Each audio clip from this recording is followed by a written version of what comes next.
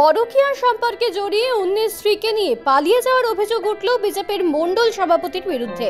স্বামীর বিরুদ্ধে বিজেপিরই এক গ্রাম পঞ্চায়েতের সদস্যের অভিযোগ ঘিরে শোরগোল সৃষ্টি হয়েছে মুর্শিদাবাদের সুতিতে। অভিযুক্ত ব্যক্তির নাম সোমনাথ দাস। তিনি সুতি বিধানসভার ৩ নম্বর মণ্ডলের বিজেপির সভাপতি।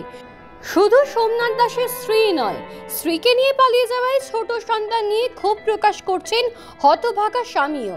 যদিও তাকে কালিমালিপ্ত করতে এ ধরনের ভিত্তিহীন অভিযোগ করা হচ্ছে বলে মন্তব্য করেছেন বিজেপির মণ্ডল সভাপতি সোমনাথ দাস। বৃহস্পতিবার সাংবাদিকদের মুখোমুখি হয়ে সুতির মহেশাইল ১ নম্বর পঞ্চায়েতের বিজেপির নির্বাচিত সদস্য তথা মুরালিপুকুর গ্রামের মোড়লপাড়ার গৃহবধূ মৌমিতা দাসের অভিযোগ, বাড়িতে ২ সন্তান ও স্ত্রী রেখে প্রতিবেশী এক মহিলার সঙ্গে পরকীয়া করছিলেন তার স্বামী। মাস দুয়েক আগে রাজশ্রী ওরফে প্রিয়াঙ্কা দাস নামে ওই মহিলাকে নিয়ে পালিয়ে গেছেন। থানা থেকে শুরু করে সকলের কাছে বিচার দিলেও সমাধান মেলেনি। তাকে অত্যাচারের অভিযোগ তুলেছেন মৌমিতা দাস। ছোট ছোট সন্তান ও স্ত্রীকে রেখে কিভাবে অন্যের স্ত্রীর সঙ্গে পরকীয়া করতে পারেন স্বামী, প্রশ্ন তুলছেন মৌমিতা। এদিকে শুধু মৌমিতা দাস নয়, স্ত্রী হারিয়ে সোমনাথের বিরুদ্ধে অভিযোগ করেছেন মুরালিপুকুরের মোড়লপাড়ার প্রতিবেশী যুবক ক্ষুদিরাম দাস ওরফে ভোলা। ক্ষুদিরাম দাসের অভিযোগ, গ্রামের মেম্বার থাকার সুবাদে সোমনাথের সঙ্গে যোগাযোগ হয়। ওর জন্য ভোটে আমরা খেটেছিলাম, কিন্তু এই সুযোগে সোমনাথের সঙ্গে তলে তলে সম্পর্কে জড়িয়ে পড়ে স্ত্রী। ৬ বছরের সন্তানকে রেখে হঠাৎ পালিয়ে যায় সে। আমি ওকে আর নেব না, এটা নিয়ে তৃতীয়বার পালিয়েছে আমার স্ত্রী।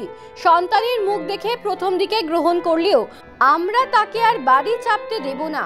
বিজেপির মণ্ডল সভাপতির কীর্তি জানাজানি হতেই হইচই সৃষ্টি হয়েছে এলাকা জুড়ে, নিন্দার ঝড় উঠেছে। এদিকে নিজের স্ত্রী এবং বউ হারানো যুবকের যাবতীয় অভিযোগ অস্বীকার করে পাল্টা তাকে ফাঁসানোর জন্য এই ধরনের ভিত্তিহীন অভিযোগ করা হচ্ছে বলেই মন্তব্য করছেন বিজেপির সুতি বিধানসভার ৩ নম্বর মণ্ডলের সভাপতি সোমনাথ দাস। রাজশ্রী নামে ওই মহিলা কোথায় আছেন তাও তিনি জানেন না বলে দাবি করছেন। তার বিরুদ্ধে পরকীয়ার অভিযোগ উঠলেও ঘুরিয়ে তার স্ত্রীর বিরুদ্ধেই পরকীয়ার অভিযোগ করে পাল্টা হাইকোর্টে যাওয়ার হুঁশিয়ারি দিয়েছেন তিনি।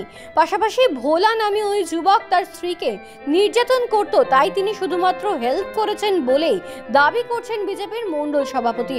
যদিও বিষয়টি নিয়ে সম্পূর্ণ পারিবারিক ব্যাপার বলে এড়িয়ে কোনো রকমের মন্তব্য করতে চাননি বিজেপির কোনো নেতৃত্ববৃন্দ।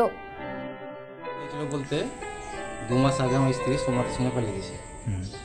ওই বিজেপি মণ্ডল সভাপতি ছিল।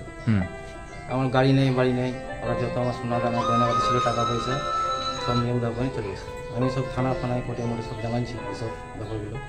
আগে 2বার ঘটনা অলরেডি করে রেখেছে। আমি 2বার ছেলেটার মুখে তাকে মেনে নিয়েছিলাম। তো রাত 2টোর সময় একবার পালিয়েছে। বরঞ্চ আমার নামে কেস করলো, আমার দাদার নামে আর বৌদির নামে কেস করেছে। ওরাই বলতে ওই করেছে, ওই করাইছে এরকম। এখন কোথায় বাড়িতে হয়তো যেখানে সেখানে ঘুরে বেড়াচ্ছে। আপনার আমার স্ত্রীকে কোথায় রেখেছে আমি জানি। বলছে ডিভোর্স দাও, আমি ছেলেকে নেবো, আমি ক্ষমতা থেকে ছেলেকে নিয়ে যাও বাড়ি থেকে, আইনে যা পাবে তুমি নিবে। এরকম কথাবার্তা হয়েছে না আমার সঙ্গে। এখন আমি কোনো যোগাযোগ করতে রাখছি না, চাইছি না। আমার মোটামুটি 60 সোনা, কিছু ক্যাশ মোটামুটি 55-60 টাকা ছিল, ছেলে চাঁদি ফাঁদি গয়নাগাটি সব। এখন মনোমান বুঝতে পারছি আমি প্রায় 3 বছর। আমি কি চাইবো, আমাকে মুখে ডিভোর্স দিয়ে দিই, আমার ছেলেকে আমি নিয়ে থাকবো। আমি ওই মেয়েকে ভয় তুলব। আমার যখন আমার এত বড় ক্ষতি করতে পেরেছে, ওই মেয়েকে আমি কি করে বিশ্বাস করব? পরকীয়া হিসেবে আমার স্বামী তো মণ্ডল সভাপতি বিজেপির 3 নম্বর, কিন্তু সোমনাথ দাস ওর নাম। তো ও একটা মেয়ের সঙ্গে পরকীয়াতে ফেসে যায়, মানে ওই করে দিয়ে ওকে বিয়ে করে। 10 তারিখ ছিল সেই দিন, কিবার বৃহস্পতিবার, 10 তারিখ বৃহস্পতিবার আমাকে সেই দিনও বললো কি একটা মেয়েকে আমি বিয়ে করছি। সে বললো, বলছি কেন বিয়ে করবা, আমাকে রেখে গেল, বলছে কলকাতায় মিটিং আছে, মিথ্যে করে বলে রেখে গেল। আবার সেদিন আমাকে বলছে, দিয়ে তারপরের দিন আমাকে সেদিনই আমার রাতে বলছে, তারপরে কিছুক্ষণ পরেই বিয়ে করলো প্রিয়াঙ্কা রাজেশ্বরী দাসকে, মেয়েটাকে। এক ছেলের মাকে নিয়ে চলে গেছে। আমার আছে 2টো ছেলে। যেদিন সেদিন মীমাংসা হয়, উপপ্রধান সব মীমাংসা করে দেয় কাগজ কলমে। তো বলছে কাগজ কলম কিছু মানি না, ও আমাকে যেদিন সেদিন ধুমকি দেয়, এটা সেটা বলে। দিয়ে এবার মেয়েটার কাছে মোবাইলও দেয়, মোবাইলটা ধরা পড়লো। আমি বললাম মোবাইল কই তোমার, ফাইল কই? মেয়েটাকে রেখে এসেছিলো, সব দিয়ে এসেছিলো মেয়েটাকে। মেয়েটার মায়ের বাড়ি যে ও খেয়ে টিয়ে আসে, ঘুরতে নিয়ে যায় যেদিন সেদিন। মেয়েটার মায়ের বাড়ি হচ্ছে আয়রন, রসুনপুর। না, মনে হয় আপাতত দপাহাটের ইসে থাকে ভাড়া করে তো দিয়ে ওরা কই কিছু করলো না, তো কই দেখতে পাই না, পুলিশ তো কিছু আমার করলো না। যোগাযোগ করার ওরকম চেষ্টা করিনি, মানে ফোন করেছিল, ধরেছিলাম। ও আমাকে মিথ্যে করে বললো কি মেয়েটাকে আমি সাহায্য করেছি। তো সাহায্য করার কিছুদিন পরই আমার শ্বশুর আনতে গেল, মেয়েটাকে নিয়ে এলো, এক রাত ছিল ওই বাড়িতে। আমি কি চাইছি, মেয়েটাকে ছাড়তে হবে, না তো আমি ওই দুটো সংসার, ও যখন বলছে সবাইকে কি করে বেড়াবো, তো আমি করবো না দুটো সংসার। পুকুর লম্বাপাড়া, মুরালি পুকুর, মরলপাড়া। আমার নাম মৌমিতা দাস, 1 নম্বর মহিষেলন মেম্বার, বিজেপি। আমার স্বামী বিজেপি মন্ডল সভাপতি, 3 নম্বর। কি হয়েছিল তো আমরা তো আগে জানতাম না, যে আমরা শুনতে পেলাম, যে কত মেয়েকে বুঝিয়ে গেলাম 2-3 দিন ধরে একই রকম, যে দেখো নিজের একটা সংসার আছে, স্বামী আছে, আরও সংসার আছে, স্বামী আছে, নষ্ট করিও না সংসারটাকে। তথাপি মেয়েতে হরগিজ করলো, শুনলো না।